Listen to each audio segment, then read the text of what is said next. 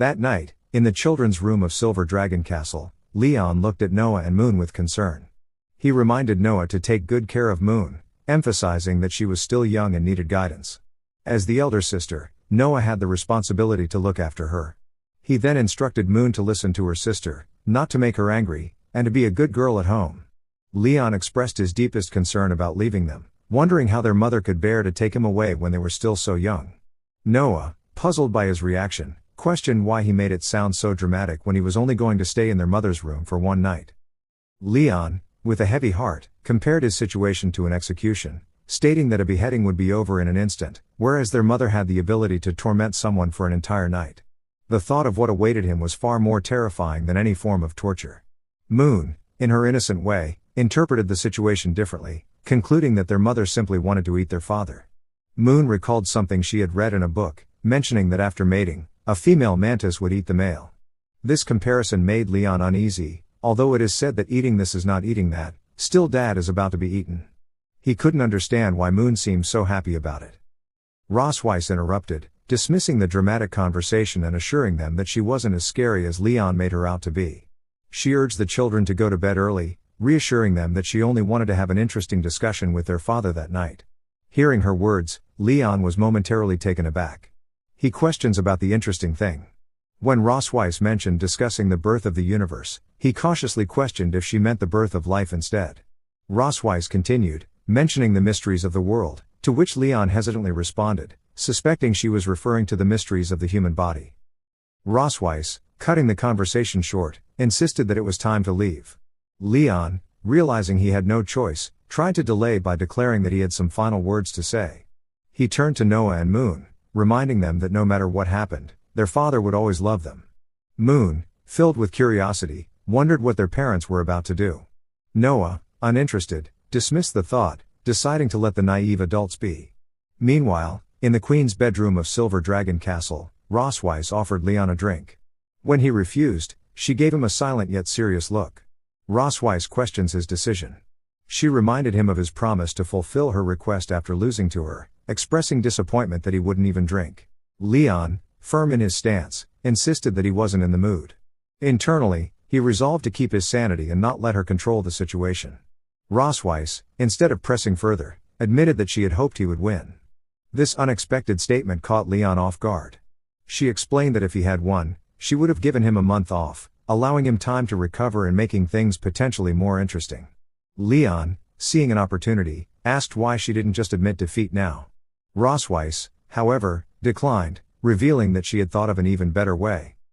Rossweiss raises the wine glass in her hands, tilting it gracefully before letting the deep red liquid cascade down her skin. The wine trickles over her collarbone and down her breasts, glistening under the soft glow of the room. With a teasing smirk, she remarks in a mocking tone how much she enjoys watching Leon refuse to admit defeat, even after losing to her. Without warning, she settles onto his lap, the warmth of her presence catching him off guard. His breath hitches as he stammers, questioning what she is doing. Ignoring his hesitation, Rossweiss grips his shirt, her voice soft yet commanding as she tells him to drink. Leon's gaze locks onto her, his face heating as he takes in the sight before him. The rich aroma of red wine mingles with her natural scent, creating an intoxicating allure that makes his heart race. Internally, he struggles to hold back, knowing that this moment is one that tests his every restraint. As he gulps, his thoughts waver, something this beautiful feels impossible to refuse. Yet, as he hesitates, Rossweiss takes control. Her fingers weave through his hair as she gently but firmly pulls him closer, guiding him toward her breasts, and then she puts the Leon face between her breasts. The warmth of her body and the lingering fragrance of the wine envelop him, heightening the tension between them. As he gives in, his lips brushing against her wine-kissed skin, licking the wine on her breasts. Rossweiss's breath catches, she moans loudly and her face tinged with a deep flush. A soft sound escapes her, the air between them growing heavier as their breaths sink in the charged silence. Their gazes meet, the unspoken emotions between them reflected in their flushed expressions. Leon, still searching for control, finally speaks, asking if this is enough. Rossweiss, lifting his chin with delicate fingers, meets his gaze with unwavering confidence, her voice barely above a whisper as she responds, "Of course, it's not." Rossweiss instructs Leon to open his mouth. As he obeys, she smirks and bites her lips, causing blood to flow. She lets the blood drip into Leon's mouth. His eyes widen in shock as he realizes what it is. Pushing Rosweiss away, he reacts instinctively asking what she is doing. Rosweiss, sitting on Leon's lap, smirks as he reacts. A sudden sensation takes over him, and he recognizes the effects of a forbidden technique. Rosweiss confirms it, the blood curse. She activates a spell, and the dragon mark on her chest begins to glow. The same mark appears on Leon's chest, intensifying the connection. The blood curse takes effect, clouding Leon's mind as a spell activates in his eyes. Trembling, he clutches his chest, questioning her actions. Rosweiss reveals that ever since he used the forbidden technique on her 2 years ago, she has longed for the sensation again. Leon, angered, reminds her of the heavy price that comes with using such a technique. Rosweiss acknowledges the consequences but explains that she modified the spell to minimize its harmful effects on the dragon's body, keeping only its enchanting influence. The dragon mark on her chest glows brighter, for the intimacy moment between them. Leon shakes his head as heat spreads through his body, his mind turning blank under the overwhelming effects of the blood curse. Rosweiss watches him with amusement, acknowledging how she has always been the one forcing and threatening him, while he remained reluctant.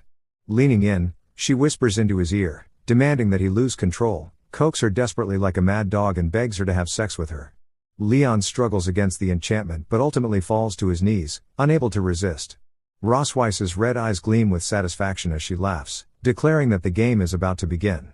She addresses him mockingly, her delicious captive, Mr. Leon Cosmode. Under the effects of the blood curse, Leon breathes heavily, clutching his chest as he stares at Rosweiss. She observes him with amusement, noting how he is close to losing control. Summoning a mirror-like artifact into her hands, she presents it to him. Rosweiss explains that the artifact is a magic prop she acquired in Sky City, capable of recording short-term reflections.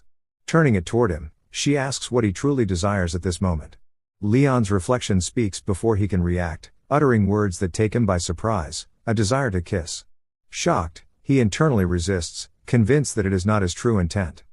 Rosweiss, with a provoking tone, urges him to repeat it louder. Against his will, the words escape his lips again. Leon expressed a desire to kiss Rosweiss. Internally, he was startled, realizing he hadn't intended to say those words. Rosweiss, holding Leon's chin, mocked him, pointing out how embarrassed he had become. She mocks him for abandoning his principles and humbly asking for a kiss from the enemy. The curse tightens its grip on Leon, clouding his thoughts. Yet, despite its influence, he suddenly declares his defiance, that he wouldn't give her a kiss. He suddenly fell silent and lost his senses as the blood curse took over him. Without warning, he jumped at Rosweiss, pinning her to the ground and getting on top of her, breathing heavily. Rosweiss notes it was unusual for Leon to be so impatient. Leon licking Rosweiss's hand, he then expressed his desire to kiss and hug her. Leon looks into her eyes and says that he wanted to be one with her. Rosweiss thought to herself that this was how she had taken the initiative when under the blood curse. A proud smile crossed her face as she reflected on how Leon had come to this point. Embarrassed yet holding him tightly in her arms, she responded that he had asked for this. She then remarked, wanting to see his true appearance after he fell. We knew what would happen next in the room. Let's move on further. The next morning in the Silver Dragon Castle, Leon wakes up beside Rosweiss, holding his head after a long night of intimacy. Leon reflects on how he had fallen again the previous night. Sitting on the bed, he thinks about the blood curse that had made him set aside his pride and dignity as a dragon slayer, forcing him to beg her to be with him. Leon, feeling angered, looks at Rosweiss and thinks about the shame that had crossed a line he never thought possible. He observes her, realizing that as the culprit, she had seemingly enjoyed herself and fallen asleep. As Leon touches Rosweiss's face, he finds her looking defenseless. As realization hits him what he is doing, his face turns red. He reflects on what he's done and wonders how he had subconsciously touched her face. Leon wonders why he felt the urge to touch her, convincing himself that his only intention was to wake her up and nothing more. He questions why she didn't react, suspecting that she might be pretending to be asleep. Poking her head lightly, he tells her to stop pretending and wake up. He touches her face again, urging her to get up quickly, noting how she is usually very self-disciplined. As he looks at her, he grows concerned, wondering why she hasn't woken up yet.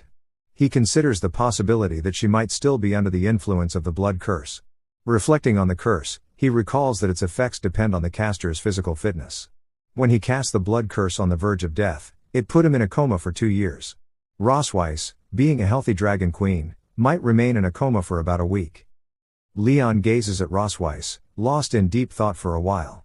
His expression darkens as an idea forms in his mind. Now is the perfect opportunity to escape.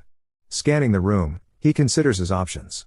He knows that in a week, an ordinary human body wouldn't be able to get far, but with the black gold armor, combined with stamina recovery potions and pills, he could run at full speed and make it back to the human realm. The thought excites him, and he begins to laugh, imagining Rosweiss waking up only to find him long gone. By the time she realizes he's missing, it will be too late. Placing his hands on his waist, Leon laughs louder and louder, reveling in his plan. But suddenly, he falls silent. His expression shifts, becoming gloomy, as if he's lost something important. The weight of his thoughts settles heavily on him. He murmurs to himself, realizing that it has been 2 years since he left the Empire. He wonders what the situation is like there now, his mind filled with uncertainty.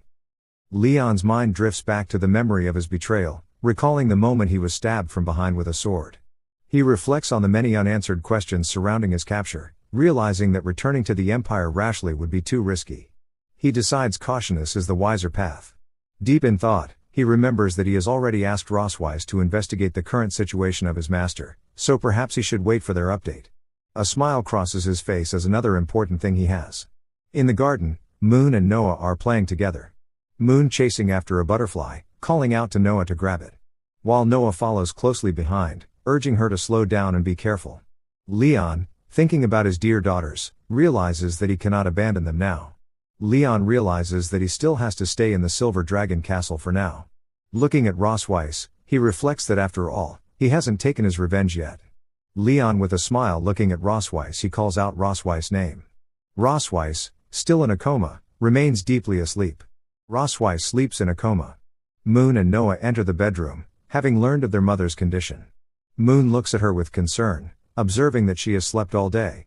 Noah questions Leon about the events of the previous night, prompting Leon to hesitate as he scratches his head, unsure how to answer. He explains that they had been chatting on the balcony and that she may have caught a cold from the cold wind. Turning to Anna, Leon reassures her that it's not a big deal. Anna informs them that the castle physician has examined the queen and that, apart from feeling a little weak, everything else is normal. Anna then offers to handle the clan's affairs in the queen's stead and asks if His Majesty has any other matters to attend to. She will go take care of them.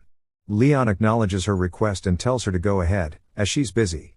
Moon gently pats her mother Rosweiss's head, wishing for her to get better soon and promising never to make her angry again. Leon, observing his wife, wonders why she is sweating so much and thinks about wiping her down later. Noah notices Leon's deep thoughts and questions whether he plans to do something while Rosweiss is unconscious. Leon reassures her, telling Noah that he's only focused on taking care of her mother. Noah, satisfied, says it's good to hear that, and suggests they return. She tells Moon they can come to see her mother tomorrow. Moon promises to return, saying goodnight to her mother. With a cheerful tone, she wishes her father good night, and Leon smiles, returning the bond. Leon looks at Rosweiss, deciding that he should get a basin of water. He brings it over, wets a cloth, and begins carefully wiping the sweat from her body. As he does so, he softly explains that he applied the cloth to her because he was worried she might catch a cold, urging her not to misunderstand his actions when she wakes up. Leon observes her condition, reflecting on how, normally, she proudly displays her big tail, but now, weakened, even that part of her is hidden. He contemplates whether it would be a good idea to change her clothes after finishing the task. As he examines her wardrobe, he realizes there are many options and considers choosing something to his liking. Leon, looking through the clothes, settles on an off-shoulder, low-cut outfit with a bow tie and black stockings. Leon says that he has found similar styles to replace the clothes he needs and wonders about the ears, considering how to manage them. He contemplates braiding her hair and he do so. After finishing the task, a blush spreads across his face as he looks at Rosweiss in her new clothes. Staring at her, Leon, his face bright red, exclaims that she's wearing a bunny girl limited edition costume. But we know it's not a bunny girl but a bunny dragon. Leon scratches his cheek, still blushing, and admits that he hadn't expected it to suit her so well. Suddenly, the dragon mark on Leon's chest begins to glow brightly, catching him off guard. He reacts with surprise, wondering aloud why the dragon pattern is glowing at this moment.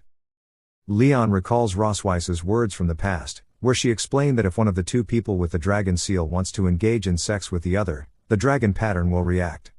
Leon is taken aback, and a loud scream thinking about it. He is horrified by the idea, insisting that he couldn't possibly have such thoughts about Rosweiss while sober. He blames the reaction on her bunny girl costume, trying to rationalize his feelings. To calm himself, Leon decides that reciting the 3 honors and 3 shames of a dragon slayer 10 times will help. He begins the mantra, 3 honors and 3 shames of a dragon slayer. On the left side, the honors are, be proud of being loyal to the Empire, be proud of fighting on the battlefield, be proud of slaying dragons and protecting their home. On the right side, the shames are, shame on whoever colluded with the dragon clan, shame on whoever for deserting a battle, shame on whoever for betraying the enemy. Leon sighs deeply, reflecting that he narrowly avoided crossing a line he never should have. Leon looks at Rosweiss and, with a smirk, thinks that it would be a shame not to capture the rare sight of her dress this way. He recalls that she once mentioned having a home camera, so he quickly begins searching the room, rummaging through the desk. After a moment, he exclaims that he found it. Leon starts taking pictures of Rosweiss from every angle, laughing to himself as he does so. Leon thought to himself that Rosweiss had never expected this day to come as well. Leon smirks, urging her to smile for the photos. Leon, taking the photos, says that he'll make sure to preserve these dark history photos properly, he adds, his voice filled with amusement. However, as he's taking the photos, Rosweiss, who is under the effect of the blood curse, lets out a small moan. Leon, hearing the faint moan, is taken aback and wonders if she's starting to wake up. Leon stood still, observing Rosweiss for a while in silence. Not seeing any reaction, he felt relieved, thinking it was just a false alarm. He decided it would be best to change back into ordinary pajamas and carry out the next step of the revenge plan tomorrow. The next day, Moon ran to Noah, calling out to her. Hearing her name, Noah turned around and looked at Moon. Noah asked what had happened, telling her to speak slowly. Moon explained that her Rubik's Cube had broken, and she wanted to ask Daddy to fix it, but she couldn't find him anywhere. As she spoke, Noah began to think it might be possible that he had escaped while Mom was unconscious. It seems Noah knows something about Leon. Let's see about it in the future development in the chapters. Noah, taking Moon's hand, reassured her, saying not to worry and that she would go with her to find him. Together, they ran off in search of him. Moon called out loudly, "Where Daddy is?" Moon and Noah started searching the Silver Dragon Castle, calling out for their daddy. They checked the Rosweiss room, but Moon noted that he wasn't there. Then, they checked his room, and Moon said he wasn't there either. Moon looked through the dustbin, still calling for him. Noah questioned how he could be there. Moon turned to Noah, expressing her worry about not being able to find her daddy. Noah replied that some people are kind, but they may leave eventually, just like before. Moon was puzzled, asking if it was like last time. Noah responded, suggesting that, if she was right, that man was gone now. Leon, the free bird, jumps over the Silver Dragon Castle walls, running away from home. His face fills with confidence as he leaves. Noah always felt there was something different about her family. It appeared harmonious on the surface, but in reality, there were many falsehoods. From what she could remember, the man had always been in the room, and her mother had told them that he was their father. One day, the man finally woke up, but it was clear he wanted to run away. His mother brought him back without offering any explanation, and since then, he never attempted to escape again. However, she didn't believe he was staying willingly. Over time, the man began to deliberately approach her, trying to please her, teaching her, and acting like a good father. But she couldn't help but wonder, was this really out of love for her, or was it part of a plan to take advantage of their lowered guard and secretly find an opportunity to escape? Noah thought that when love came with unknown motives, it was better to have no love at all than to be used as a tool by someone else. The man didn't belong there, and sooner or later, he would abandon them and leave. Moon, in tears, expressed her fear that their mother wouldn't wake up and that their father wouldn't want them anymore. She asked Noah what they should do in the future. Noah, trying to comfort her, reassured her that it was okay and that she would protect her. Moon, crying loudly, hugged Noah tightly. Noah, comfort her, suggested that they should hold a farewell ceremony for the man. At the same time, near the back mountain of the Silver Dragon Castle, Leon observed the scenery, noting that it was indeed beautiful, just as the maid had said. A few hours earlier, Leon had asked Anna about something. Anna had replied, asking if His Majesty was interested in knowing where Her Majesty the Queen liked to go. Leon confirmed, saying that he wanted to take a walk that day. Anna offered to send someone to accompany him, but Leon declined, saying he could go by himself and asking her to simply mark the location on the map. Now, looking at the map, Leon thought to himself that usually, his movements were limited. He could only venture out when the female dragon was unconscious. This was his opportunity to explore the surrounding area and plan a surprise for her when she woke up. Leon thought to himself that, of course, investigating the places the female dragon liked was just a cover, part of his revenge plan.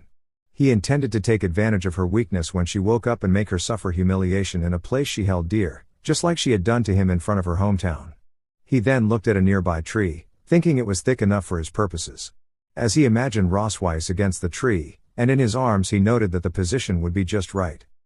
As Leon walked around, he observed that the soil on the ground was not soft enough, thinking it would be better to cover it with flower petals when the time came. He then glanced at the Silver Dragon Castle, noting that from here, he could see it clearly, which wasn't bad. He decided to include this location in his plans as well, along with a forest creek, North Cliff, Golden Grassland, and quiet cave Cherry Blossom Forest. Satisfied, Leon declared everything ready, the only remaining task to wait for Rosweiss to awaken. With a dark expression, he giggled to himself, saying the female dragon will be in trouble this time. At the Silver Dragon Castle courtyard, where everyone is crying loudly. In front of them, a fire rages. Leon wonders what's going on, asking why it's so lively. A maid, tears streaming down her face, explains that the two princesses had requested a funeral and asked them to prepare a bonfire. Moon, tearing up, offers to give the steak to Leon and wishes for his return and sees them.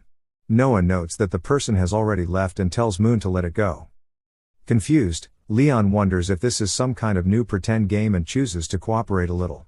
As he pushes through the crowd, he struggles to move forward. The maids, upon seeing him, are shocked and find it hard to believe their eyes. Leon notices and questions about what they are worshipping. A memory surfaces, their grandfather once taught him to play the swona, and asks if they want him to show them how to play it. Upon seeing his photo, he smiles in recognition, pausing briefly to admire how handsome it looks. As realization strikes, his jaw drops in shock, and he screams loudly, overwhelmed by disbelief. Moon, seeing Leon taken aback, pointed her finger at him and shouted loudly, alerting everyone that their father had shown up. Upon seeing Leon, Noah was also taken aback. Leon, with an awkward and grooming expression, remarks that it's only been 1 day since he left, wondering if it's too soon to hold a funeral for him. Moon, her eyes filled with tears, looks at him and calls out to him as Daddy. She then rushes into his arms, crying, overjoyed to have him back. Leon, seeing her reaction, looks at her in confusion. Moon, still tearful and gazing into his eyes, expresses her fear that he might not want her anymore. Leon, with a gentle smile, pats Moon's head and reassures her, wondering why she would think such a thing. Noah, looking away, mentions that both he and Moon searched for Leon in the castle several times but couldn't find him, and she thought Leon had left. Leon, with an awkward smile, reassures Noah, saying there's no reason for him to leave, explaining that he had simply gone for a walk in the back mountain. Noah, glancing at Leon's belonging box, realizes that she might have wronged him. Leon then lifts Moon into his arms and tells the servants that it's all right, everyone can go home now. The servants nod in agreement and begin to leave. Moon, pointing at the food, eagerly asks if she can eat the tribute now that Daddy is back. Leon, smiling, tells her that she can, and Moon excitedly runs towards the tribute, exclaiming that it's good. Leon, watching her, thinks to himself that Moon is definitely not like him, noticing how greedy she is. Noah, looking at Leon, tells him that next time he goes out by himself, he should remember to inform them. Leon, remaining silent, simply looks at her. Noah, blushing and turning her gaze away, adds that Moon was worried about him. As a shy and proud girl, Noah struggles to admit that she was also concerned. Leon, scratching his head, apologizes, but then corrects himself, saying he's sorry for making Moon worry. Internally, Leon thinks to himself that Noah is clearly concerned about him but too embarrassed to admit it aloud. Noah, looking at Leon, acknowledges that the situation is her fault, as she didn't trust him. Then, unexpectedly, Noah bows deeply to Leon and apologizes. Leon, taken aback by her sudden actions, watches in surprise. Leon, looking at Noah, wonders if this was her way of holding a farewell ceremony due to a misunderstanding. He thinks that, clearly, no one would have known if she hadn't said anything. With a smile internally, Leon reflects that precocious children often take responsibility for their mistakes, but this was ultimately his fault for not providing her with enough of a sense of security. Leon realizes that Noah longs for affection and love, but she won't take the initiative to seek it out. Even if he promises her something now, she probably won't believe him easily. Clenching his fist, Leon resolves that as her father, the The best thing he can do is slowly prove his love through his actions. With a gentle smile, he pats Noah's head and reassures her that everything is fine. He suggests they go and have dinner together, reminding her that she needs to go to the academy tomorrow. Internally, he promises that he will always be there for her. Noah, without saying a word, simply looks at him. The next day, in the Queen's bedroom, Moon sits beside Rosweiss's bed, looking at her with concern. At that moment, Rosweiss's hand twitches, and she slowly opens her eyes, emerging from her coma. Moon, noticing that her mother is awake, moves closer to her with enthusiasm, calling out that mommy is awake. With tears in her eyes, Moon says that her mother has been sleeping for so long, and she was so worried. Rosweiss, placing her hand gently on Moon's cheek, apologizes for making her worry. As Rosweiss gazes at her hand, she reflects internally that her body is still unable to exert any strength, and the magic power within her is unresponsive. Rosweiss, thinking to herself, reflects that with her body as the Dragon Queen, she should have been able to withstand the side effects of the blood curse's backlash. However, she wonders if the situation has become like this because she used that power to save Leon before. She also speculates that, based on his personality, the person would probably have run away by now. Rosweiss then turns to Moon and asks how long she's been asleep. Moon replies that it's been 2 days. Rosweiss, growing angry and silent for a moment, realizes that he couldn't have gotten far in just 2 days. She decides that there's still time to send someone to catch him. Just then, Leon enters the room, calling out to Moon in a sweet and cheerful voice, asking if she'd like fish for dinner. Leon, proudly displaying the large fish to Moon, tells her that he just caught it in the back hills. Moon, seeing the big fish, becomes excited at the sight of it. Leon, laughing with pride, asks her if she thinks he's awesome. Meanwhile, Rosweiss remains silent, quietly observing the scene in front of her. Moon, still excited, exclaims that it's awesome. As the conversation between father and daughter continues, Leon, noticing Rosweiss, turns his attention to her. With enthusiasm, Leon exclaims that she's awake. Rosweiss, avoiding eye contact with him, turns to the other side of the bed and asks where he had been. Leon, with a playful wink, replies that he just went to the back hills to get some fresh air and caught a fish to nourish his dear wife's body. Hearing Leon's words, Rosweiss blushes and responds with a flustered question, asking who is his dear. Moon, chiming in with a giggle, teases Leon and tells him not to be ashamed. Leon, holding up the fish, turns to Moon and says he has a glorious task for her, asking if she can take the fish to the kitchen.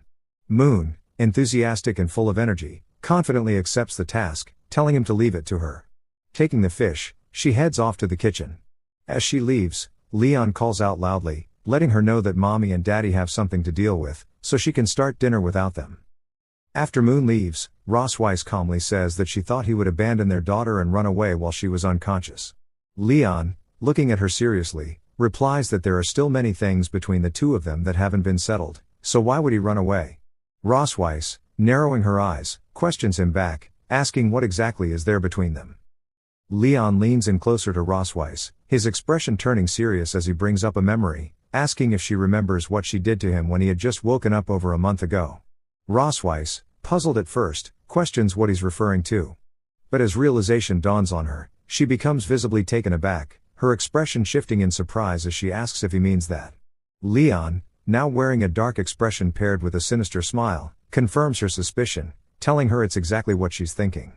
Rosweiss, flustered, quickly pulls the blanket over herself and warns Leon not to take advantage of her just because she's currently weak, advising him not to try anything reckless.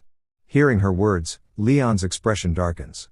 With a mix of irritation and restrained anger, he questions her idea of weakness, reminding her that when he had just woken up, he hadn't even had a sip of water before she carved the dragon pattern onto him and pushed him down.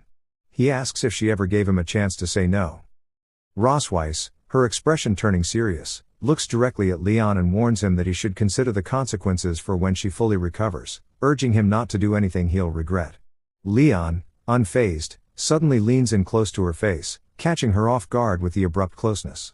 With a low, confident tone, with a smirk, Leon questions what does she mean by regret?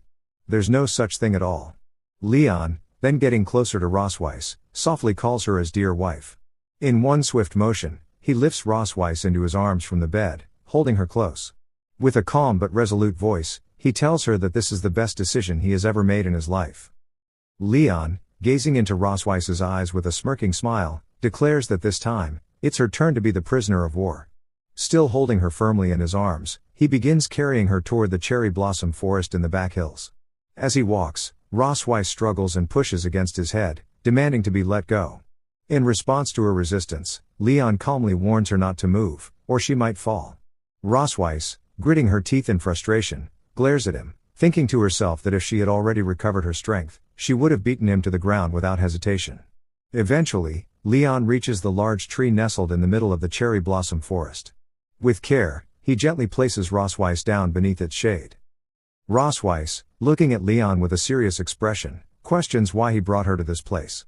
Leon, standing proudly, replies that while she was unconscious, he carefully investigated the places she usually liked to visit, and this spot is her first stop for the night. Rosweiss, gritting her teeth in frustration, glares at him and questions his words. What does he mean by first stop? She demands to know if he plans to take her somewhere else afterward. Leon, gesturing toward the Silver Dragon Castle in the distance, says that from here, she can see it perfectly. He points out that this is her castle, and she can take in the entire view of it from where they stand. Rosweiss, recalling words she had once spoken, reflects on a time when she said she wanted him to understand what shame was, being so intimate in front of her hometown, so close to it. With a sharp look, she asks him if this is his way of avenging what happened in her hometown. Leon slowly unbuttons his shirt, revealing the dragon mark on his chest, its activation fueled by his longing for intimacy with her. He believes that treating others in their own way isn't something exclusive to dragons alone. As the mark glows to life, it resonates with Rosweiss, triggering the same response in her. Her chest begins to glow as the mark binds with her as well. Overwhelmed by the connection, Rosweiss loses her senses, overcome by the surge of intimacy. She drops to her knees, her breathing growing heavier with each passing second. Leon watches her intently, his expression steady. Though he is a human, he carries a powerful sense of revenge and ritual within him just as dragons. Gently, he lifts her face by the chin, meeting her gaze. He tells her to look ahead. There lies her castle, the source of her pride and dignity. As his fingers trace the curves of her face, he whispers that from this moment on, she can only surrender to his control. Leon pushed Rosweiss to the ground, mocking her as he asked how it felt to be humiliated by a defeated dragon slayer. Rosweiss, clenching her fists, turned her head back to glare at him angrily. Taking control, Leon moved over her, kissing her slowly along her back. He reminded her that she had done all this to him before. As Leon continued, Rosweiss's breath grew heavier, and her body began to tremble beneath him. She lost her senses under his touch, thinking to herself that she wanted to resist, but her body couldn't help wanting more. In that moment, Rosweiss's mind worked through a thought. Summoning her dragon tail with whatever strength she had left, she wrapped it around Leon's arms, trying to resist his movements. Leon was taken aback in surprise, wondering how Rosweiss still had the strength to form her tail, especially with her weak body. As Rosweiss glanced back at him, she implied that while he still had control over the situation, he should try his best to make her feel ashamed and reluctant. Grinning through her teeth, she looked at him with anger, hinting that after this, she would exact even more brutal revenge on him. Leon, wearing an arrogant expression, remained confident, living solely in the present and dismissing any concerns about the future. Then, taking control of Rosweiss's body, their closeness intensified as he remarked that the night was still long and the carnival of revenge had only just begun. Her Majesty. The next morning, after a long night of intimacy, they returned to the Silver Dragon Queen's bedroom. Leon carefully placed Rosweiss on the bed, catches his breath as he was heavily exhausted from returning to the castle. He muttered to himself that he was finally back. Leon says that he was drained after tossing her around in different places all night. As Leon looked at Rosweiss's sleeping face, he thought that she seemed quite satisfied with the evening, as she slept so soundly. But then, Leon realized what he had just thought and wondered, what does he mean by she is satisfied? He had come for revenge, not for any satisfaction. Annoyed, he shook his head, convincing himself that she had just fully experienced the humiliation of being pinned down by the dragon slayer she despised the most. Leon looked at Rosweiss's sleeping face and thought to himself that, in any case, his revenge had been successful this time. Rising from the bed, he muttered that he should return to his own room before the maids woke up. After all, they weren't in a relationship where they could share a bed until morning. Just as he was about to leave, Rosweiss's hand reached out from behind and gently grabbed his shirt. Leon paused, glancing back at her sleeping face in confusion as she clung to him. In her sleep, Rosweiss murmured softly about the cold. Hearing this, Leon reflected silently that, when asleep, all living beings instinctively seek warmth and move closer to it. This is the instinct of all living things. Leon looked at Rosweiss with a distant, loner-like expression, reminding himself not to be fooled again. Yet, despite that thought lingering within him, he reached out and gently held Rosweiss's hand. Slowly, he slipped back under the bedsheet beside her. Lying close to Rosweiss, Leon gazed at her quietly, thinking that staying here beside her was far warmer than returning to his own room and lying alone on a cold bed. As night gave way to morning, Moon entered Rosweiss's bedroom just after waking up herself, calling out curiously upon not seeing her mother up yet. She stepped inside, calling out again, wondering why her mummy hadn't woken up. Approaching the bed, Moon tried to wake Rosweiss by gently shaking her, urging her to get up because the sun was already setting over the land. Still caught in half sleep, Rosweiss mumbled for Moon to go play with her daddy instead. Following her mother's sleepy suggestion, Moon moved to the other side of the bed where Leon lay. She tried waking him up by shaking him, playfully remarking that the sun was shining on his backside. Leon, still half asleep and momentarily forgetting where he was, mumbled that it was too warm and begged for just a little more sleep. Looking at both Rosweiss and Leon snuggled close together, Moon puffed her cheeks in a cute, frustrated pout. It was clear she couldn't reason with either of them. As the two continued to sleep, wrapped in each other's arms, Moon muttered to herself in a small voice, wondering aloud who was left to play with her when they were hugging each other so tightly. But even then, Rosweiss and Leon remained fast asleep, still not waking up. Moon, standing by the bed, remarked with innocent surprise that it was the first time she had seen her parents being so affectionate with each other. Her curious eyes scanned both of them, and she tilted her head, noticing something odd. Observing the red spots scattered across their bodies, Moon spoke aloud with a puzzled tone, wondering why there were so many. With an innocent sense of deduction, Moon recalled what she had learned and concluded that these must be bug bites. Determined to help, Moon began searching through the drawers in the room, remembering that her mother had once taught her to apply medicine when bitten by insects. As she continued rummaging, she cheerfully exclaimed that she had found it, pulling out the 10,000 dragon ointment, a balm used for mosquito bites, known for promoting blood circulation and reducing swelling. Moon stood proudly, holding the 10,000 dragon ointment in her hands, beaming with confidence. With a soft voice filled with determination, she assured her sleeping parents that they had nothing to worry about, she would take good care of them while her sister wasn't around. A sense of pride swelled within her as she felt capable and responsible, happily taking on the role of caregiver. With a mischievous grin, Moon began applying the ointment generously across Leon and Rosweiss's bodies, moving back and forth with energetic enthusiasm. She focused especially on Leon, cheerfully declaring that Daddy needed a bit more. Time passed as she continued her playful treatment. Eventually, Rosweiss stirred from her sleep, the sensation finally pulling her from slumber. Rosweiss called out to Leon, urging him to wake up. Hearing her voice, Leon slowly opened his eyes, groggy from sleep. As he sat up, a puzzled expression crossed his face. Feeling the cool sensation, he murmured in confusion, wondering aloud why his face felt wet. Leon turned to look at Rosweiss's face, and his eyes immediately caught the sight of the 10,000 dragon ointment smeared across her cheeks and body. For a moment, he simply paused, silently staring at her with wide eyes. Rosweiss, however, stood with her arms folded, wearing a cold and expressionless look. Unable to hold it in any longer, Leon pointed at her and burst into loud laughter, teasing her with a grin as he questioned what was going on with her face. In response, Rosweiss remained silent, not reacting much to his amusement, letting his laughter pass. Just then, Moon came bounding over with excitement, proudly announcing that she was the one who had done it. She explained that she noticed both her daddy and mommy had red marks all over their bodies, thinking they had been bitten by insects, so she helped by applying the medicine. Upon hearing the word red marks, Leon suddenly froze, quickly realizing what Moon was referring to. He coughed awkwardly from the embarrassment. Rosweiss, too, looked away shyly, her cool demeanor cracking as a blush spread across her face. Leon coughed in embarrassment, silently thinking that there were just some things children were better off not knowing.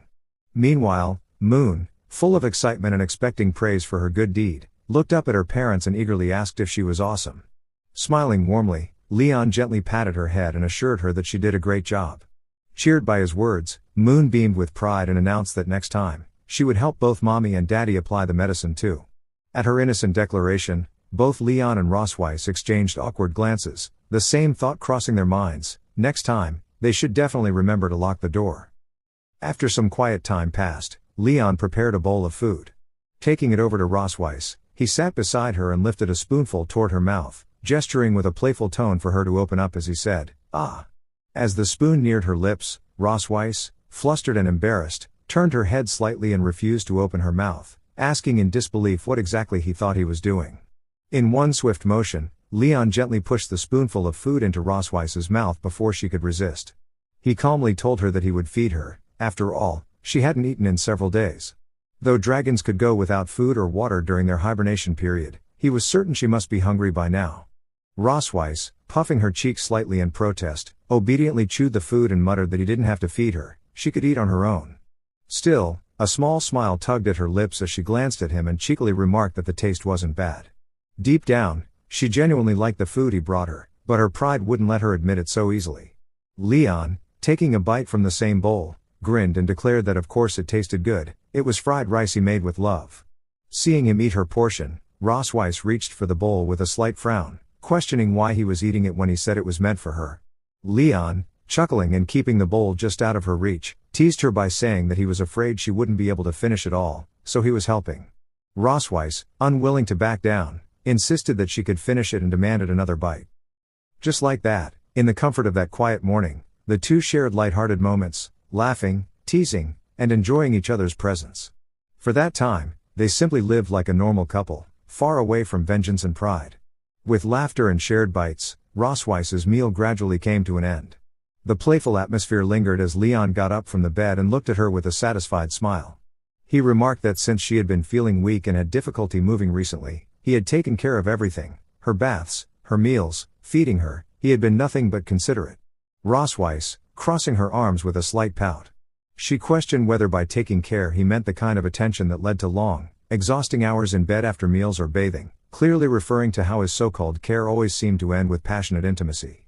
Leon, unfazed and with a light mocking tone, replied that what she called torture was, in fact, just the loving care of a husband.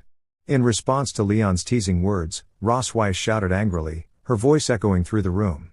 She warned him that every cheap, infuriating thing he did now would become a humiliation she'd one day return to him in full, he should remember that well. Leon, unfazed, casually waved his hand as he walked away and called out with a smirk, "See you tomorrow morning, my beloved wife."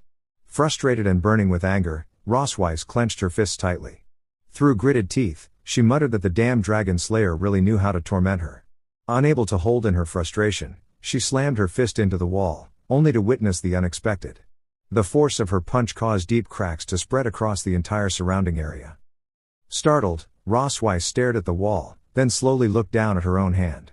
Her eyes widened as realization dawned. Her power had returned. Meanwhile, in the kitchen, Leon was happily humming to himself as he washed the dishes, wearing a relaxed smile. Still basking in the light mood, he chuckled and muttered that he hoped she didn't recover too soon. He still wanted to tease her a little longer. But in that moment of ease, he remained blissfully unaware of the shift that had just occurred. Rosweiss's strength was back. And now, it was her turn. That night, Anna stood outside Rosweiss's room and knocked on the door, letting her presence know before entering. She presented a liquid medicine prescribed by the doctor to help Rosweiss regain her strength. However, Rosweiss calmly declined, stating that her body had already recovered and there was no need for the medicine. As Anna glanced around the room, she noticed the cracked wall and asked about it. Rosweiss explained that she hadn't controlled her strength properly and would have someone repair it the next day. Anna nodded and began to leave, but Rosweiss called for her to wait. As Anna turned back, Rosweiss, slightly blushing, shyly covered her face with a book and requested that Anna not tell Leon about her recovery. She wished for him to continue taking care of her for a few more days. Anna remained silent for a moment, looking at Rosweiss. Anna, then smiling, agrees to keep the secret. As Anna left the room, Rosweiss's expression shifted into a smirk. Internally, she thought to herself, Leon, good days are over. 2 days later, at the Silver Dragon Castle, Moon was bouncing around excitedly, asking Leon if she could learn something. She referred to it as the ability where his body became shiny. Leon, confused and not understanding what she meant, asked if she was talking about something sparkly or magic.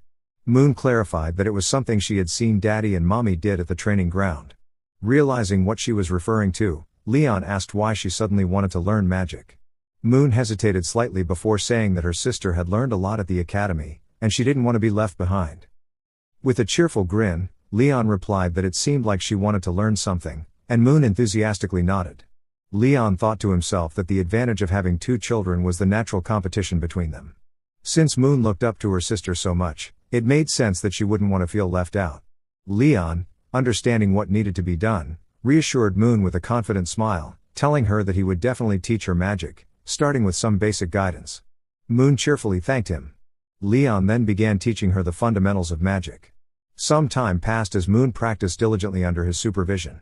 As Leon watched her, he thought to himself that after only a few hours, Moon had already managed to successfully guide the magic power within her body. It seemed possible that she would soon experience magical enlightenment and awaken her original magical abilities.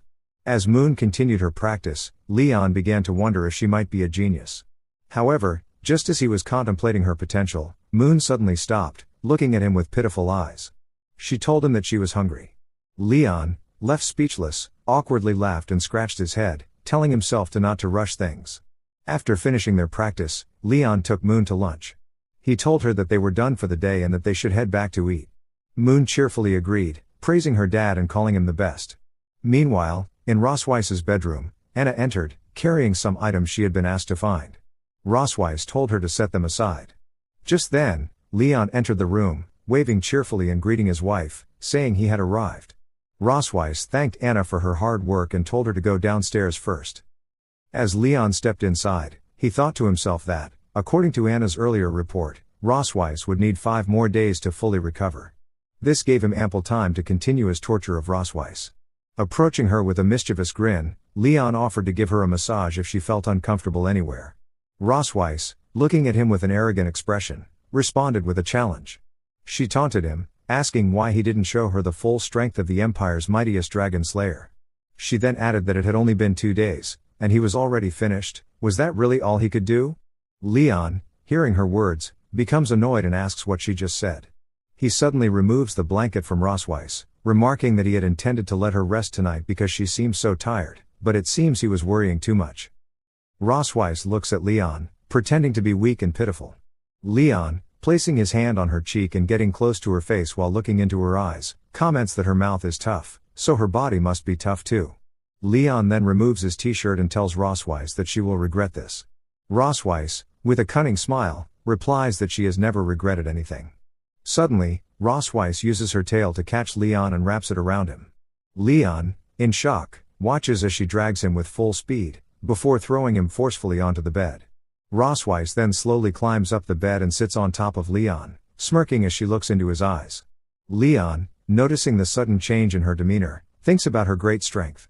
Realizing what's happening, he asks her if she has fully recovered.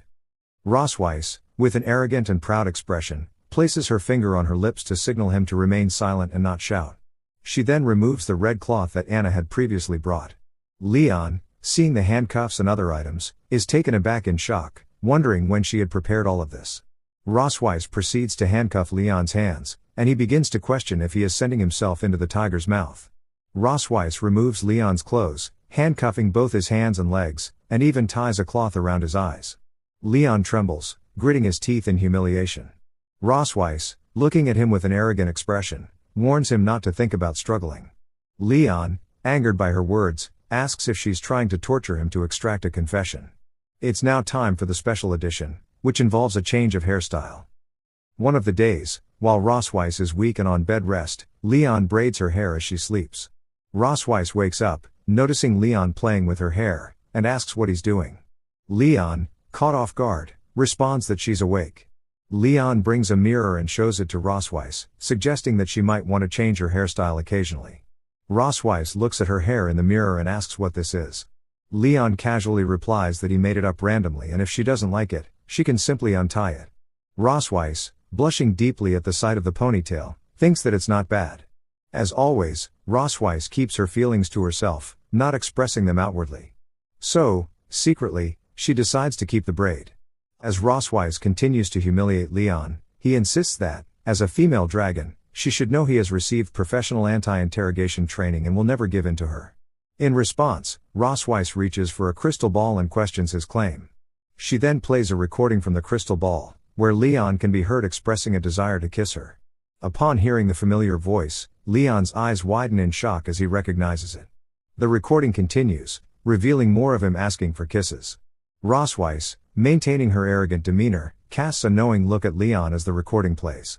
She questions who the person in the recording is, the one pleading with her so earnestly.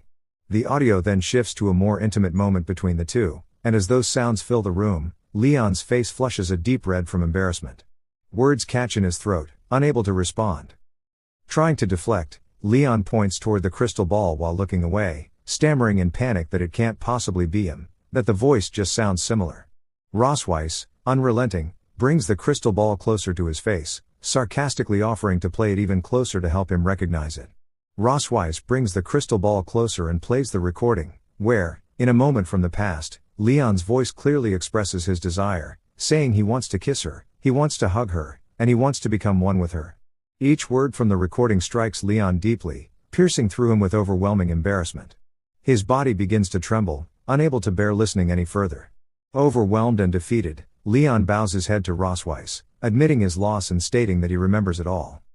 In response, Rosweiss gazes at him with a smirking smile, satisfied with his reaction.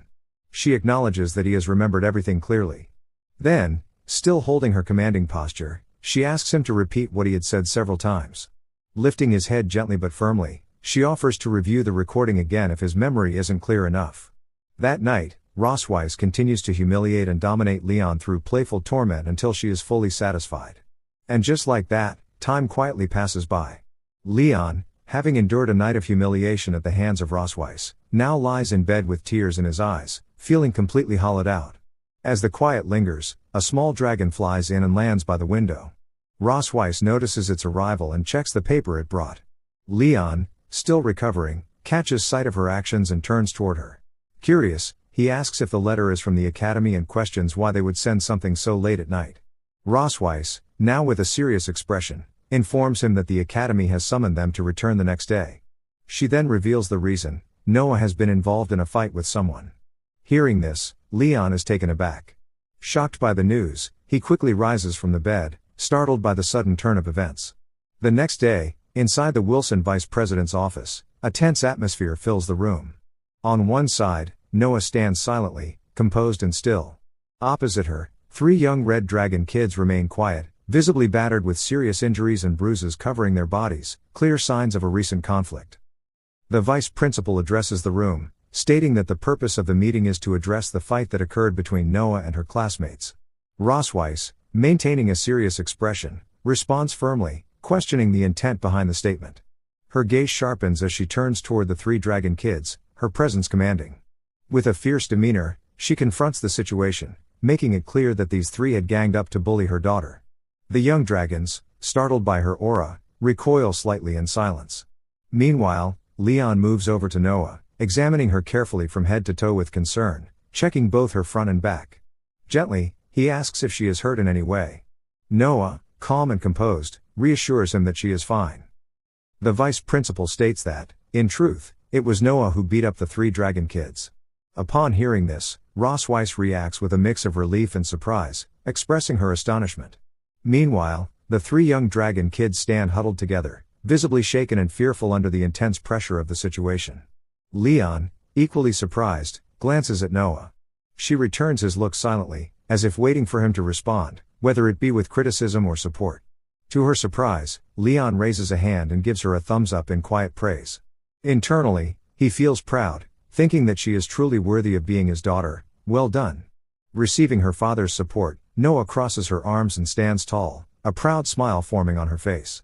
The vice principal, observing the scene, reflects on the incident, not just as a simple scuffle among young dragons, but as one that also touches upon the deeper conflict between cocoon-born and viviparous dragons.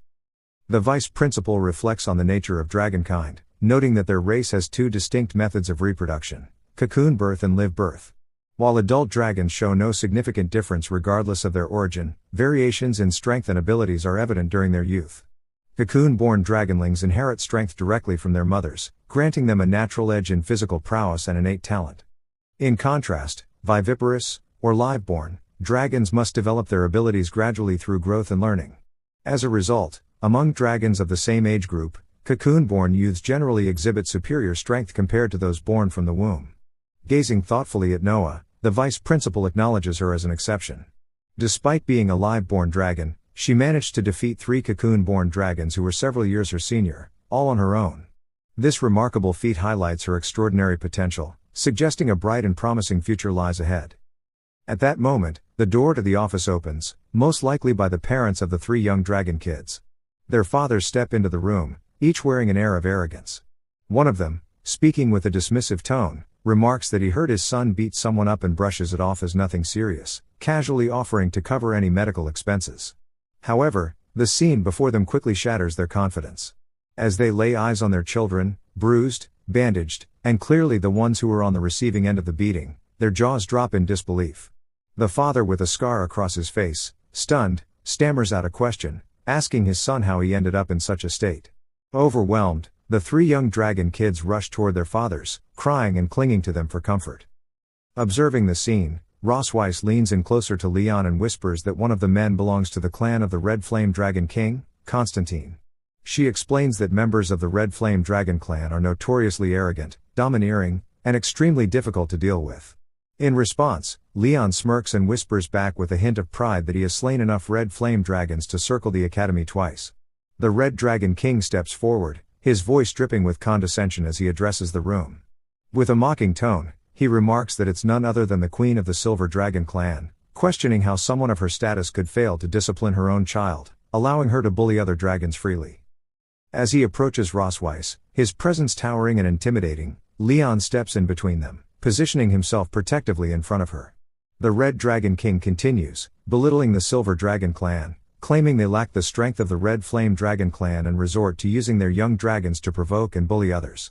Rosweiss, enraged by his words, reacts sharply, questioning what did he just said.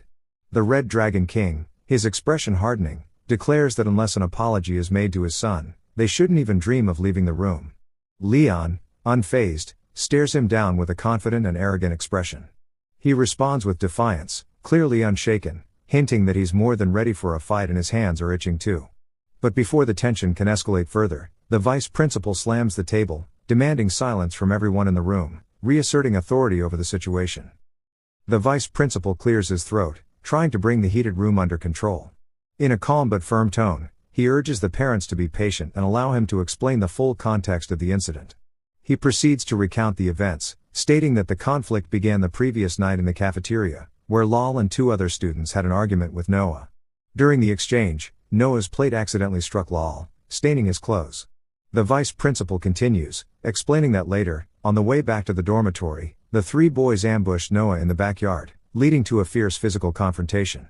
He then turns to the 3 young dragons, giving them an opportunity to speak. Caught off guard, they respond nervously, denying they have anything further to say. At that moment, Noah quietly raises her hand and states that she has something to add, drawing the attention of everyone in the room. The vice principal turns his attention to Noah and calmly asks if she has anything to add. Standing confidently with her arms folded, Noah begins to speak. She clarifies that the incident in the cafeteria started when Lal deliberately provoked her, and that the plate being knocked over was purely accidental. Her words cause visible discomfort in Lal, who begins trembling and gritting his teeth nervously. Noah continues, explaining that when she was in the backyard of the dormitory, the 3 boys rushed at her unexpectedly, startling her. In the heat of the moment and out of self-defense, she accidentally broke Lal's arm. Fixing her gaze on the boys, Noah addresses Lal directly, her expression dark and serious, pressing him for the truth. Lal, flustered and panicking, tries to deny it at first, but quickly changes his response and admits it's true. Embarrassed and confused, he hides behind his father. The Red Dragon King, witnessing his son's fear, questions why he's so afraid of her. Leon looks at Noah and tells her that he thinks she did something wrong. Noah, hearing this, looks at him with a sad expression, unsure of how to react. She seems to be searching for her father's support, hoping he wouldn't blame her for her actions. The proud, confident smile and domineering attitude she had earlier when Leon praised her fade away in an instant. However, Leon, once again showing his support, places his hand on his knee and advises that next time she faces a similar situation, she should kick her opponent's knee first. Noah, regaining her composure, clenches her fists, eager for more details. She asks why targeting the knee. Leon, standing with his arms folded in a dominating stance, explains that on the battlefield, the Red Flame Dragon clan has a weakness in their knees, making them vulnerable to attacks. Noah listens intently, taking notes of his words. She nods, acknowledging the advice and confirming that she'll pay attention next time. Fueled by anger, the Red Dragon King points a finger at Leon and accuses him, demanding the vice principal's attention. He claims that Leon, in front of everyone, taught his daughter to bully his child in public. Leon, however, listens to the complaint with a calm smile, unbothered by the accusation. The Red Dragon King, growing more agitated, asserts that an apology would no longer be enough for a student with violent tendencies like them. He demands that they should be expelled immediately. Hearing this, Leon's expression shifts, growing more serious. The Silver Dragon family looks toward the vice principal, awaiting his response. The vice principal, trying to maintain control of the situation, asks the parents to be patient. He explains that the decision of whether to expel Noah will ultimately be made by the academy, not him. The vice principal, pointing to Lal, explains that many students had reported his habit of bullying viviparous dragons. Witnesses from the cafeteria the previous night confirmed that it was Lal who deliberately provoked Noah first. Hearing this, the Red Dragon King becomes enraged, interpreting the statement as an unjust verdict. His son was beaten, yet the academy was blaming him instead of punishing Noah. Tension rises in the room as he and Leon lock eyes in a fierce stare. The Red Dragon King tries to argue about the age gap, attempting to frame the incident as his child being unfairly targeted. Leon, stepping in, challenges him, questioning whether there is any shame in complaining about a child being beaten by someone who is just a year and 2 months old. At that moment, Lal blurts out his age, 7 years and 11 months. A brief silence follows, as both Leon and the Red Dragon King glance at him, momentarily. Leon, unable to hold back his amusement, covers his mouth and laughs, mocking the Red Dragon King. He remarks that if he were in such an embarrassing situation, he would rather dig a deep hole and bury himself, letting the shame disappear forever. The Red Dragon King, hearing this, clenches his teeth in fury, his glare fixed on Leon. Fueled by anger, the Red Dragon King lashes out, calling Leon a coward who doesn't even dare to reveal his tale, questioning how someone like that could dare mock his son. His rage intensifies as he points his finger at Ross Weiss and Noah, insulting their entire family as lowly. At that moment, Leon reacts swiftly. He grabs the Red Dragon King's pointing finger and twists it. His expression turns cold and threatening, making it clear that insulting him was one thing, but pointing at his wife and child and cursing them crossed the line. The Red Dragon King screams in pain from the grip, saying it is hurting. Ross Weiss, observing Leon's action, smiles quietly to herself, recognizing how protective he is of their children. After Leon releases his grip, the Red Dragon King erupts in anger, demanding to know how Leon dared to attack him and declaring his identity as the Duke of the Red Flame Dragon clan, under the leadership of Constantine. Before the situation could escalate further, the other 2 Red Dragon fathers quickly step in. Each grabs one of the Duke's arms, restraining him from continuing the confrontation. One of them calmly advises him not to lose his temper, reminding him that the vice principal is present and watching. The other echoes the sentiment, urging him not to act out here. Leon, unfazed, clearly not taking the threat seriously, he says that he is so scared. Breaking the tension, Ross Weiss finally speaks, addressing the Red Dragon King directly. She reminds him that this incident is merely a minor conflict between children in school, and involving the status of both families over such a matter would serve no real benefit. Ross Weiss, maintaining a composed demeanor, turns to the vice principal and calmly states her trust in the academy's ability to make a fair and impartial judgment. She adds that they are willing to accept whatever decision the academy arrives at.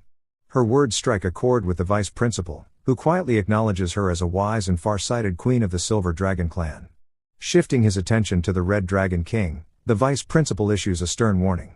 He explains that if any parent continues to stir trouble within the academy and pushes the situation beyond reason, their child's student status may be revoked. The threat of such consequences causes the Red Dragon King to falter, caught off guard by the gravity of the statement.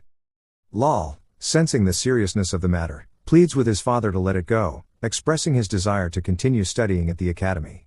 His words leave the Red Dragon King momentarily silent. Composing himself, he adjusts his posture, clears his throat, and with a forced calmness, admits to losing his temper earlier. He then states that they, too, will accept the academy's decision. The Red Dragon King, though trying to maintain his composure, glared at Leon with gritted teeth, his mind seething with suppressed rage. Internally, he resolved to avoid making a scene any further within the academy walls, but silently vowed to settle the matter once they were outside school grounds. The vice principal, sensing the tension but pressing forward, began summarizing the incident and its resolution. He declared that Lal had been the one at fault initially, having provoked the conflict, while Noah had responded in self-defense, albeit a bit excessively. Turning to Noah, he stated that she would return to her class to receive verbal education from her teacher and take the time to seriously reflect on her actions. Then, addressing Lal and the other two young dragons, the vice principal handed down their consequences. Each student would be required to write a self-review and submit it to their class teacher. Additionally, they would be responsible for maintaining the hygiene of the classroom for an entire week. With that, he concluded the matter, stating that the above constituted the final disciplinary decision. After the issue was resolved, Noah waved her hand, casually announcing her return to the classroom. Rosweiss gave her a nod, permitting her to go ahead. As she walked away, Leon cheerfully waved at her, reminding her with a grin to remember his earlier advice about targeting the knees if anyone tried to bully her again. Just then, the vice principal suddenly appeared behind Leon and called out his name. The unexpected voice startled Leon, causing his expression to freeze and his face to pale slightly in surprise. Turning around with an awkward smile, Leon greeted the vice principal while nervously wondering if his previous comment had been overheard. The vice principal, ignoring the moment, calmly mentioned that although he and Leon had only met a few times, there was something that had always puzzled him: Leon's tail had never been seen. The question hit Leon unexpectedly, and he stiffened. His thoughts raced as he wondered if the vice principal had started to uncover his true identity. The vice principal, with a curious yet composed expression, mentioned that he couldn't quite discern which noble dragon clan Leon hailed from and politely asked if Leon could share it, if it was convenient. Before Leon could respond, Rosweiss leaned in close, gently holding Leon's arm, and asserted that her husband wasn't from any noble lineage, but was merely an ordinary dragon. Leon, catching on, awkwardly laughed and supported Rosweiss's claim, affirming that he was just a commoner. The vice principal then nodded thoughtfully and remarked that it was truly remarkable how such a union had produced a dragon cub as talented as Noah. He looked at both of them with a subtle smile and added that St. Heath's Academy gladly welcomes such exceptional children. The underlying meaning of his words was clear: he was subtly encouraging them to have more children, the more the better, to fill the academy with gifted students. Leon and Rosweiss exchanged glances, both wearing awkward expressions, silently realizing that the vice principal had practically written down his intentions out loud. The vice principal, coughing lightly and clearing his throat, expressed his belief that when Noah graduates, she would surely have the strength and capability to lead the dragon clan in defeating more dragon slayers. He looked directly at Leon as he said this, implying high expectations for Noah's future. Leon, however, wore a long and awkward expression, internally thinking a sarcastic, "Thank you so much." The irony wasn't lost on him. His daughter was being nurtured to become powerful enough to one day possibly kill a dragon slayer like himself. His face subtly showed the weight of that realization, the bitter humor of raising someone who might become his executioner. It was a pit he felt he had dug for himself. In the distance, the Red Dragon King silently watched the interaction between Leon and the vice principal. Without saying much, he turned around and gave a quiet command to his subordinates to leave. Yet the lingering look in his eyes hinted at deeper intentions.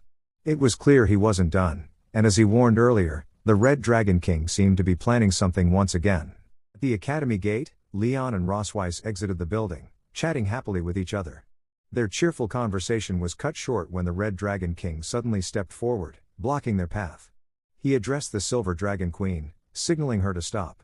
Rosweiss met his gaze with sharp eyes, clearly displeased. She was quick to recall that the academy had already reached a conclusion on the matter, and the Red Dragon King himself had seemingly agreed to it. However, his expression now carried arrogance, and his tone made it clear that his previous acceptance had only been a polite formality, spoken merely to give the academy some face. Turning his attention to Leon, the Red Dragon King made it known that now, outside the academy grounds, the matter would be handled according to the customs of their dragon clan. Leon met the Red Dragon King's words with a serious expression. Without waiting for a response, the Red Dragon King stepped closer and pressed his finger against Leon's chest, says that he wanted to challenge her husband for a duel with him right then and there. Rosweiss, arms folded, chose not to interfere, calmly observing the Red Dragon King's provocations. Leon, too, remained silent.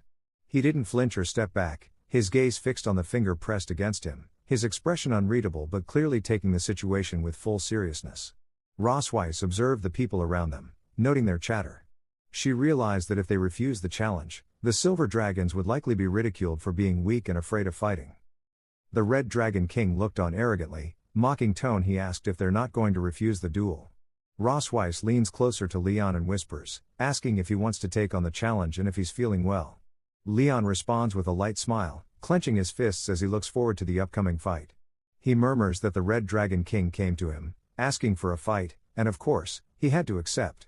Rossweiss tells him to go ahead but cautions him not to beat the Red Dragon King to death.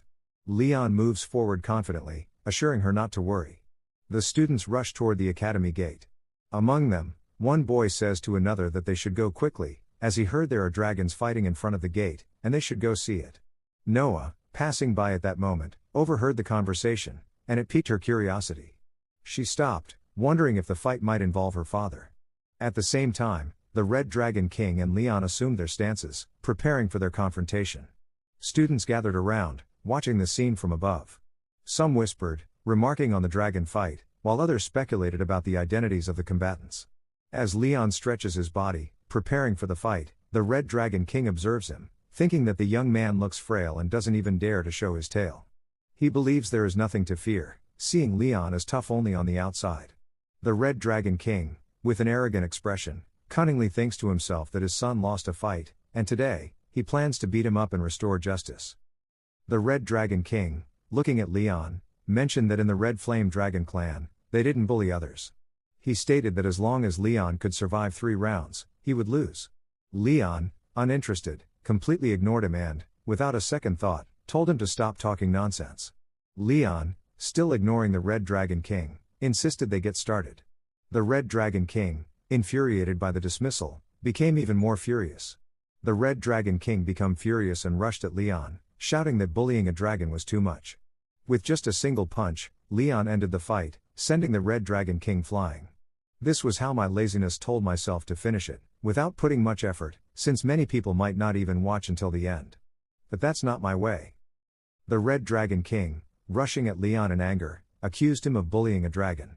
As he advanced, he summoned flames to his fists, quickly closing the distance and threatening Leon with death. Leon, however, stood still, unaffected by the threats or the charging attack. When the Red Dragon King threw his fiery punch, Leon effortlessly dodged it with a slight bend to the right. Internally, Leon thought to himself that, sure enough, the Red Dragon King was much weaker than the dragons he had encountered on the battlefield. Looking at the Red Dragon King, Leon laughed cheerfully, noting that there were still 2 rounds left. With his attack missing, the Red Dragon King's fury intensified as he glared at Leon. The Red Dragon King, turning back, rushed at Leon again, acknowledging his skill in dodging. Once more, he threw a punch at Leon, taunting him about his skill and questioning if he was a coward. However, Leon effortlessly dodges the attack once more. The punch crashes into the ground, causing it to crack and shatter beneath the force. As Leon dodges, he leaps into the air. As Leon leapt into the air, the Red Dragon King, enraged, released a burst of flames, aiming to burn him.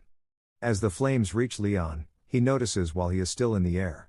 Even though the Red Dragon King's flames are approaching Leon with rapid speed, just a moment away from burning him, still, Leon doesn't dodge. Leon remained calm, glaring at them as they neared his face. The flames exploded in mid-air, and the Red Dragon King watched the blast, thinking his attack had landed. However, what he didn't notice was that Leon had already landed safely on the ground just before the flames was about to be burnt. As Leon landed on the ground, the Red Dragon King finally realized that his flames hadn't caught up to him. Looking at Leon, he saw a confident and arrogant expression on his face. Leon then says that it's his turn now. Without wasting a moment, Leon swiftly moved forward and, using his strength, delivered a powerful kick to the Red Dragon King's knees.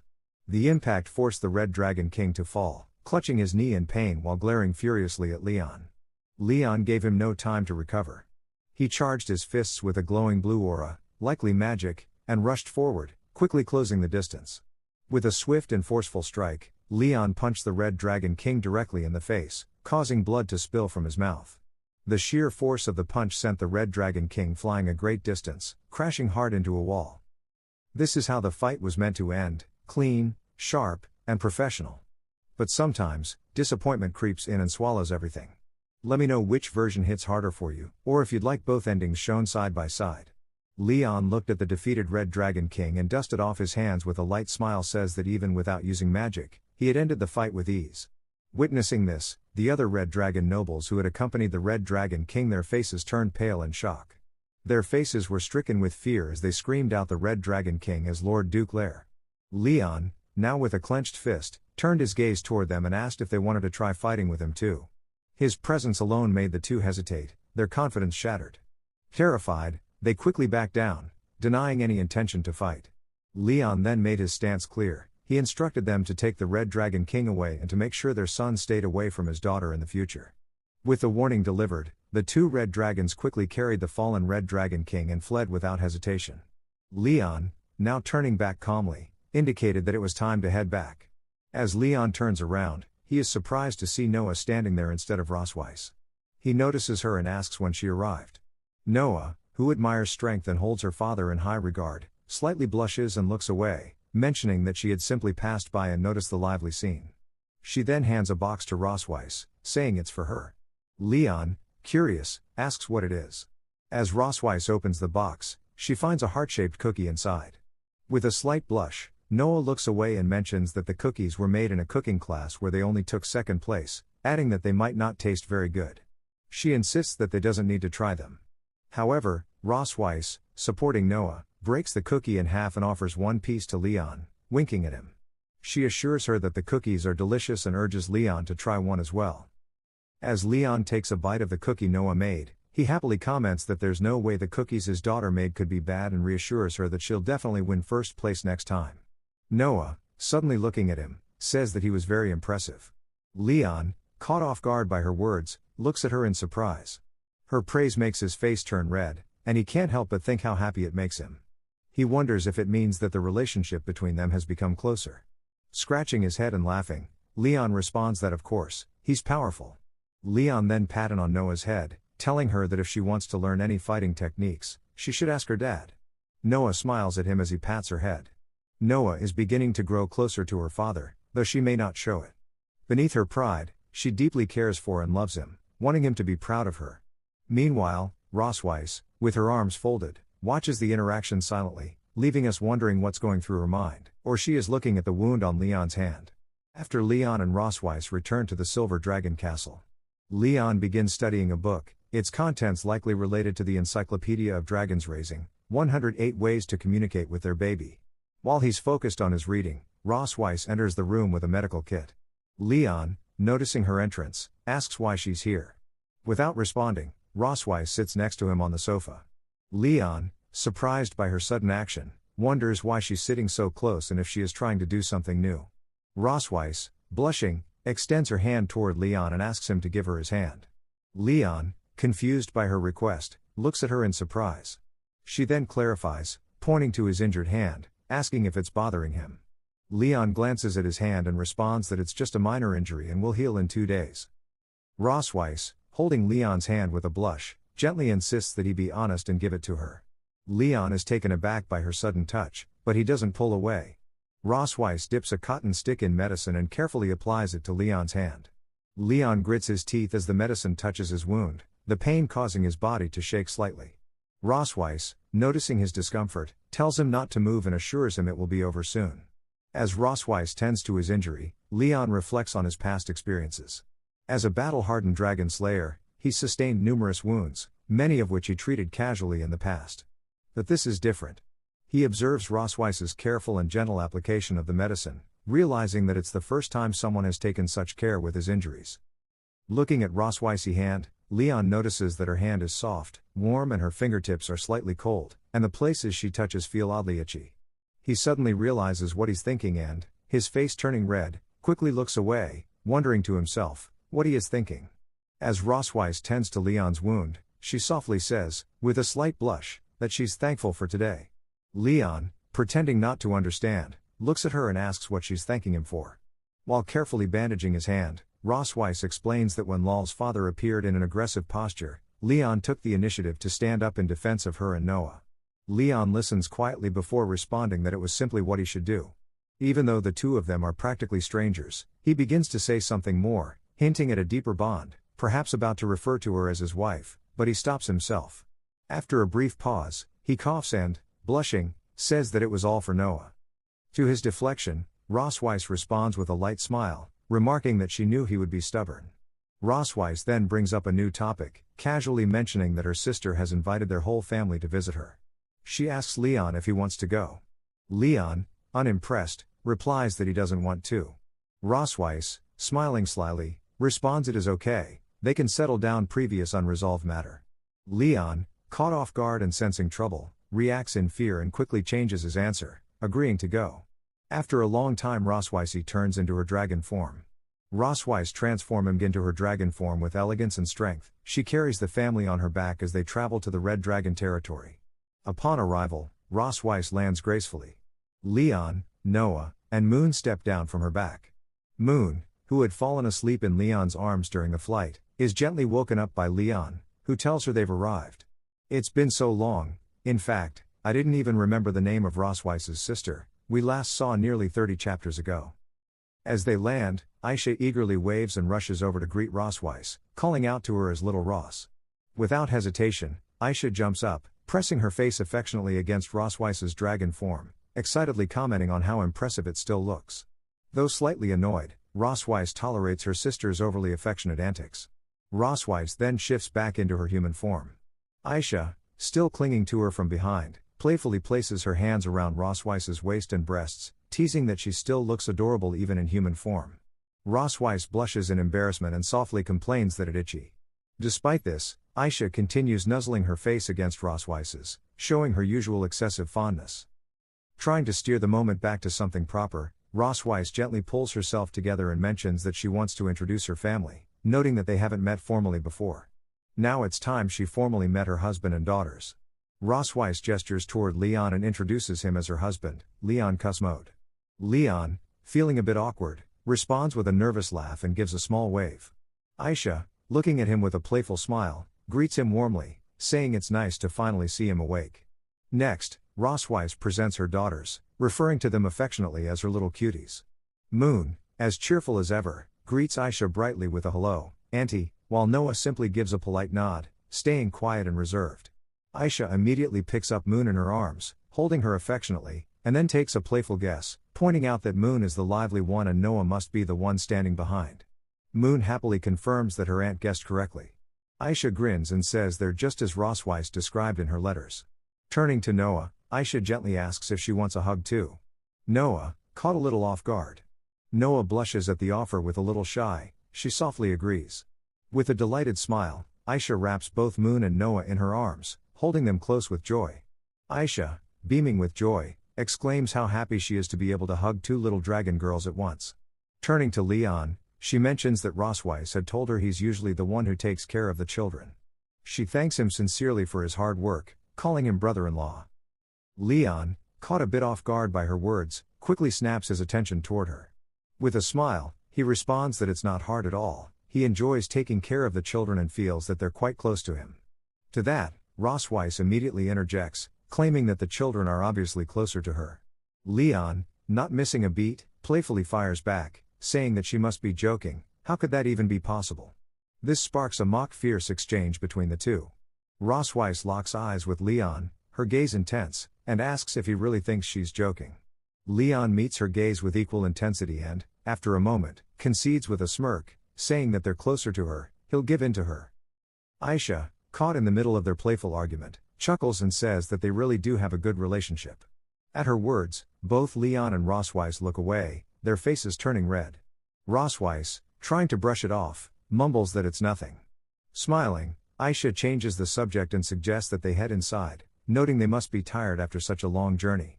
The family agrees, and they spend some time resting before gathering for dinner. After the meal, Aisha calls out to Noah and Moon, holding a book in her hands. With a playful grin, she asks if they want to see photos of their mother when she was a child. Both girls immediately perk up with curiosity, their attention drawn to the book. Moon excitedly raises her hand and cheerfully says she wants to see it. Rosweiss, seeing what her sister is up to, is visibly caught off guard, surprised and a bit flustered by what Aisha is about to reveal. Rosweiss quickly rushes toward Aisha, attempting to snatch the album, exclaiming that she doesn't want those photos out in the open and demanding that Aisha give it to her. Aisha, holding the album high to keep it out of reach, teases Rosweiss, noting that she seems to be shy about it. As the struggle continues, Aisha locks eyes with Leon. He senses the playful challenge in her gaze and looks back at her, their eyes meeting in silent understanding. Just as Rosweiss is about to grab the album, Aisha makes a sudden move, she decisively tosses it toward Leon. With quick reflexes, Leon catches it with ease. Rosweiss, flustered and blushing, turns to Leon, telling him to wait. With a mischievous grin, Leon opens the album, remarking that there's nothing more humiliating than looking through someone's childhood photos, anticipating the reveal of Rosweiss's past. As Leon opens the album, a radiant glow emanates from it, leaving him surprised and questioning what is happening. As Leon opens the album, he comments in surprise about discovering a different side of Rosweiss. His words catch Rosweiss off guard, and she looks at him with concern. Behind him, Moon and Noah, full of curiosity, express their eagerness to see the contents as well. Leon holds up a photo of Rosweiss from her teenage years, remarking on how energetic she looked as a student. Aisha, observing the photo, explains that it was taken during a moment when Rosweiss was giving a speech as an outstanding student representative. Leon then playfully questions how she ended up becoming so cold in the present. In response, Rosweiss steps on his foot in irritation. She takes the photo from his hand and, with a teasing tone, warns him not to get too full of himself, or he might become her next target. At that, Leon gives in, recognizing her playful threat. Noah and Moon continue flipping through the album, their curiosity growing. Standing behind them, Aisha mentions that there are many photos of their mother from her childhood near the beginning, inviting them to take a look. As they turn the page, Aisha recalls how, as a child, Rosweiss was pale and soft, and touching her felt incredibly comforting. Looking at one of the photos, Noah observes how small her mother was back then. Moon excitedly adds that she wants to touch her too. As they flip to another page, Moon points out another photo, exclaiming that their mother looks so beautiful in it. Eager to see what has caught their attention, Leon leans in closer beside Moon asking him to show it too. Aisha then explains that the photo they're looking at was taken on the day Rosweiss inherited the title of Silver Dragon Queen. Leon, impressed, turns to Rosweiss and compliments her, saying she looks truly cool. In response, Rosweiss glances at Leon with a blushing face, her cheeks turning red as she pouts in a mix of embarrassment and flustered frustration. As they continue looking through the photos, Noah notes that they've reached the last page. Moon, not satisfied, expresses her disappointment and says she wants to see more pictures of her mother. Rosweiss gently takes the album from their hands and says that since they've finished viewing it, they can now keep it. Just then, Aisha takes out a crystal ball and, with a playful smile, announces that it's not over yet. She asks if they know what it is. Rosweiss, immediately recognizing it, calls out to her sister in embarrassment. Before anyone else can respond, Leon enthusiastically raises his hand and identifies the object as a recording stone. Aisha, chuckling, turns to Noah and Moon and asks if they'd like to see video footage of their mother. Hearing that, both girls blush with excitement and eagerly respond that they do. Rosweiss, holding Aisha's hand with a pitiful expression, pleads not to reveal the contents of the recording stone, appealing to their bond as biological sisters. Leon joins in, also pleading with Aisha, this time from the position of being her brother-in-law, asking her to please show them what's inside. Internally, Leon can hardly contain his amusement, guessing that Rosweiss's resistance must mean there are some truly embarrassing clips stored within. Together, both Rosweiss and Leon turn to Aisha, addressing her with heartfelt calls of sister. Aisha, shaking her head with a playful glint in her eyes, gives a teasing wink and proposes a compromise. Since this is Leon's first time visiting their home, she suggests they listen to him this time and listen to Rosweiss the next. Leon, thrilled, looks over at Rosweiss with excitement as he wins over Aisha. Meanwhile, Rosweiss grits her teeth in frustration, silently vowing that she will never bring him here again.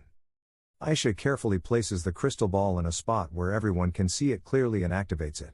As the recording begins to play, she remarks that this is a very precious video. Rosweiss, watching the scene unfold, instantly recognizes the location in the footage and is visibly shocked. In a panic, she quickly moves to cover Leon's eyes, insisting that he's not allowed to look. Leon, curious and trying to peek, reacts in confusion, wondering what's happening. The video reveals a much younger Rosweiss during her teenage years by the lakeside. In the recording, Aisha can be heard asking her what criteria she would have for choosing a future partner. The younger Rosweiss, already embarrassed by the recording, is shown trying to stop her sister from filming, saying it makes her feel uncomfortable. But Aisha gently encourages her to open up, telling her not to be shy and to share her thoughts. Rosweiss, appearing thoughtful in the recording, takes a moment before answering. She begins listing her criteria for a future partner, someone whose grades are better than hers, preferably someone who has won many first-place honors. She adds that the person should be responsible and must not dislike children. Watching the video, Moon excitedly points out that the person their mother is describing sounds just like their father. At her words, Noah remains quiet, casting a side glance at Moon without saying anything. The video continues. Rossweiss explains further that her ideal partner should be strong, yet must never bully the weak. They should have a firm code of conduct and remain unaffected by prejudice, be it from their own kind or from external influences. Listening to this, Leon confidently affirms that the description fits him, particularly the part about being strong but not bullying others. In response, Rossweiss, flustered, grabs his face and turns it away, clearly embarrassed by his self-praise. She says that he has no shame. Aisha, watching them, smiles knowingly at their interaction.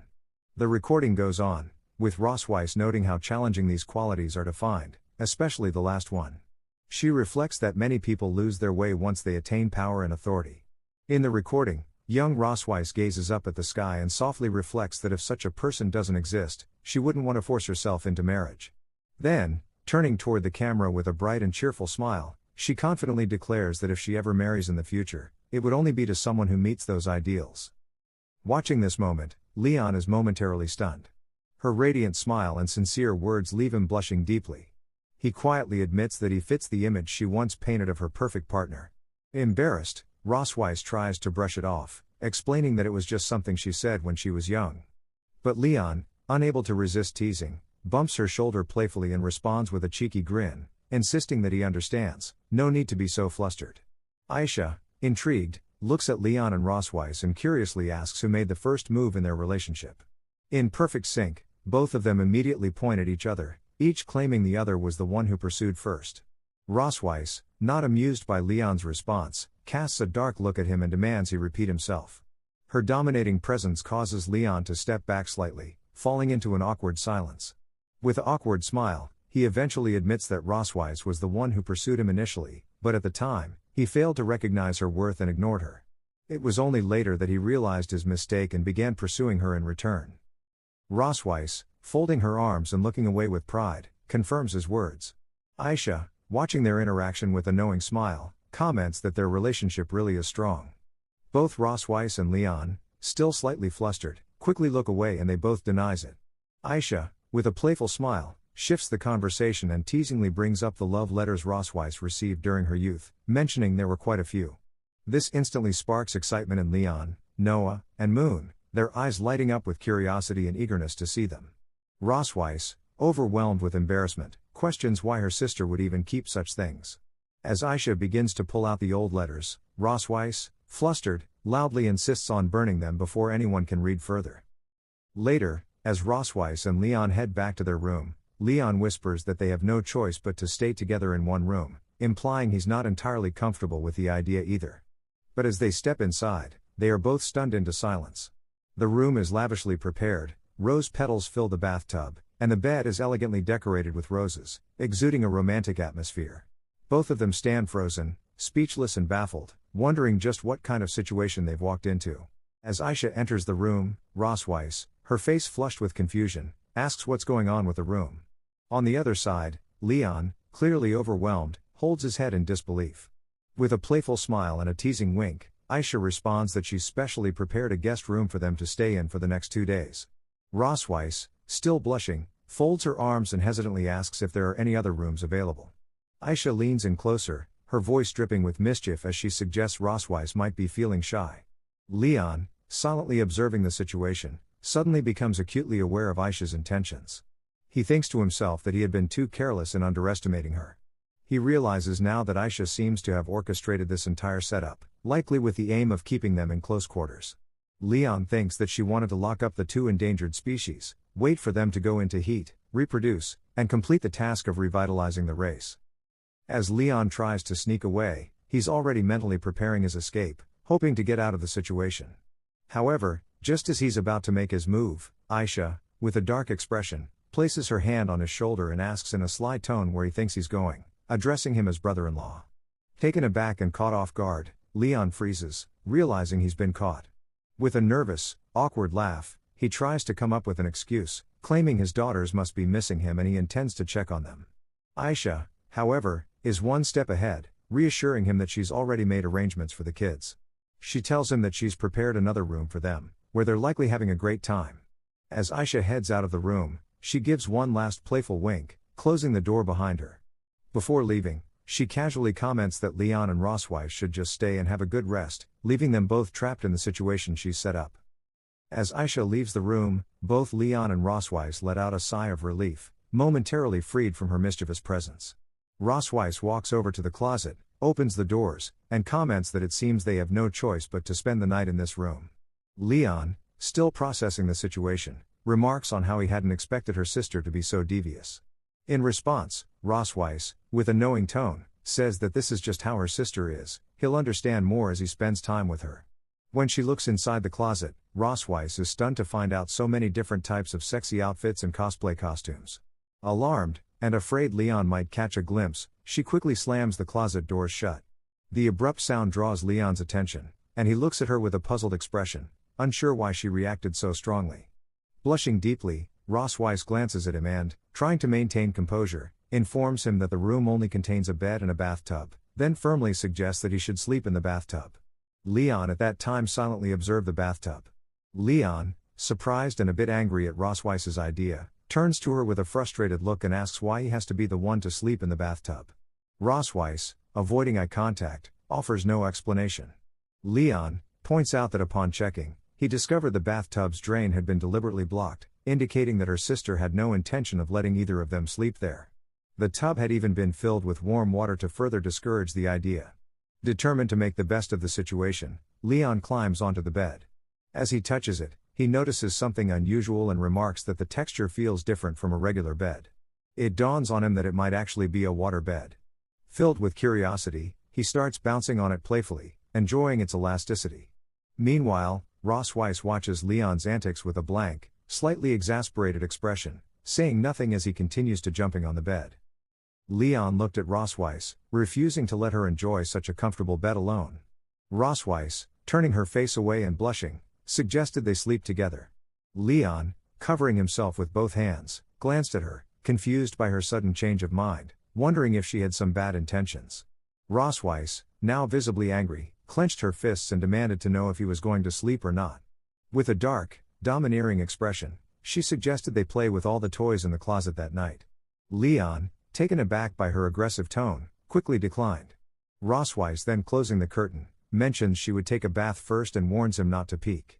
Leon, now blushing, slowly glances at her and, trying to act innocent, asks why would he peek at her. Rossweiss, clearly not trusting Leon's words, kicks him out of the room with a sharp tone, saying she doesn't believe him and tells him to come back later. Leon, walking down the hallway, mutters to himself that it's not like he hasn't seen it before anyway, he's just tired of it. As he walks, something catches his attention.